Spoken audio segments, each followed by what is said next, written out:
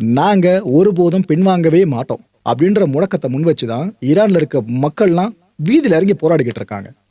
அங்க இன்னைக்கு எடுத்துக்கிட்டீங்கன்னா 14வது நாளா இந்த போராட்ட கனல் பெருசா தக தக தக தகன்னு எரிஞ்சுக்கிட்டு இருக்கு. நேஷனல் ஃபிளாக் இருக்குல்ல, ஈரானோட தேசிய கொடி, அந்த கொடியோட நிலைமை என்ன தெரியுமா? அதை தரன்னு இழுத்துட்டு வந்து ரோட்ல போட்டு அதை கிழிக்க ஆரம்பிக்கிறாங்க. சொந்த நாட்டு மக்களே இதை பண்றாங்க. நம்மளுக்கு பொதுவாக சென்டிமெண்ட் இருக்கும் பார்த்தீங்கன்னா, பற்றுன்ற விஷயம் பெருசாவே இருக்கும். அதாவது நம்ம நாட்டோட கொடியை யாராவது ஒருத்தவங்க அவமரியாதை செய்றாங்க அப்படின்னாலே நமக்கு ரத்தம் கொதிக்கும். அப்படிதான் ஈரான் மக்கள் இதுவரை காலமா இருந்தாங்க. ஆனா அந்த ஆட்சி இருக்குல்ல, அது மேல ஏற்பட்ட கோபத்தின் காரணமா கொடியை இந்த அளவுக்கு ஒரு சில விஷயங்கள் பண்றதையும் அங்க பார்க்க முடியுது. இது வரைக்கும் இந்த போராட்டங்கள்ல இவங்களை தடுக்கணும்னு சொல்லிட்டு முற்பட்டிருப்பாங்களே ஆபீசர்ஸ், செக்யூரிட்டி ஆபீசர்ஸ், போலீஸ்லாம், இவங்களால கொல்லப்பட்ட மக்களோட எண்ணிக்கை மட்டும் எவ்வளவு தெரியுமா? 50 பேரை தாண்டிடுச்சு. இதுல வேற டொனால்ட் ட்ரம்ப் சும்மா இல்லாம அழுத்தத்தை இன்னும் அதிகரிக்க ஆரம்பிச்சிட்டாரு.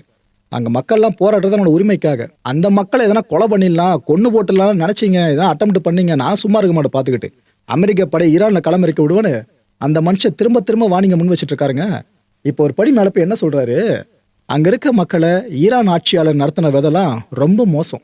அப்பாவி மக்கள் அவங்க ரொம்ப பாவம். ட்ரம்ப் இந்த அளவுக்கு பரிதாபப்படுறாரு. அங்க மக்கள் ரொம்ப பாவம். திரும்ப திரும்ப நீங்க வஞ்சிச்சிட்டு இருக்கீங்க, நான் சும்மா வான் பண்ணிட்டு இருக்க மாட்டேன் நினைக்காதீங்க, படையை இறக்க போறோம் பார்த்துட்டே இருங்கன்னு அந்த மனுஷன் புதுசா ஒரு புயலை கிளப்ப ஆரம்பிச்சிட்டாருங்க. ஏற்கனவே உலகம் அமைதி இல்லாம இருக்கு. இல்ல இந்த வார்னிங்லாம் அந்த அமைதியின்மையை இன்னும் அதிகரிக்கிற மாதிரி போயிட்டு இருக்கு. இந்த சுப்ரீம் லீடர் கமனி இருக்கார்ல, உண்மையை சொல்லணும்னா அவர் கையில எந்த குழுவும் கிடையாது அடுத்து என்ன பண்ணலான்னு சொல்லிட்டு. ஏன்னா எதிரிகள் ஈரானை முறைக்கிறாங்க, வம்புழுக்கிறாங்கன்னா ஈரான் எப்படி அவங்கள அணுகுவாங்கன்னு தெரியும். இஸ்ரேல் விஷயத்துல பார்த்துருப்பீங்க இந்த 12 டே வார்ல. ஆனா சொந்த நாட்டு மக்களை எதிர்த்து அந்த ஆட்சியாளர்களால வேற என்ன பண்ண முடியும்? கையை பசங்க நின்றுகிட்டு இருக்காங்க. ஒரு ஈரான் விமன் பேஸ் பண்ணி ஒரு வீடியோ பயங்கரமா ட்ரெண்டிங்ல போயிட்டு இருக்கு.